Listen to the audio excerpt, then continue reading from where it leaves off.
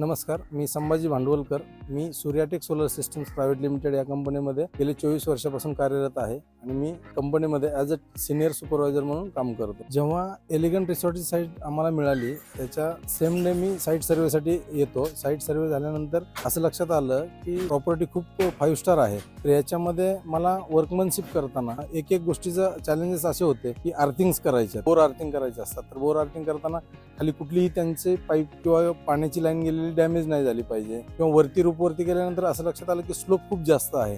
तर तिथं स्लोप जास्त असल्यामुळे आम्हाला पूर्ण लॉंग रेल्स लावून काम करावं लागलं. तेव्हा एकदम परफेक्ट आमच्या पॅनल माउंटिंगला चान्स मिळाला.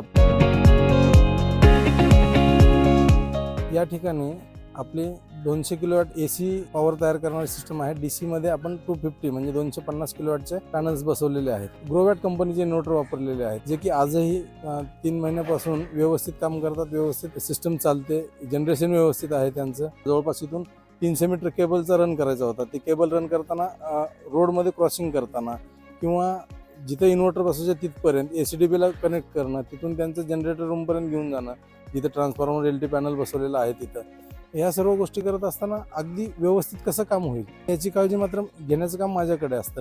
त्या केसमध्ये ओनरकडून त्या गोष्टीचं इनपुट घेणं, तुमच्या लाईनला कुठली अडचणी यायला नाही पाहिजे, तुमचंही कुठलं इन्स्ट्रुमेंट बंद नाही पडलं पाहिजे, ह्या गोष्टी सर्व बघून मला व्यवस्थितरित्या हा जॉब पूर्ण करायला लागतो.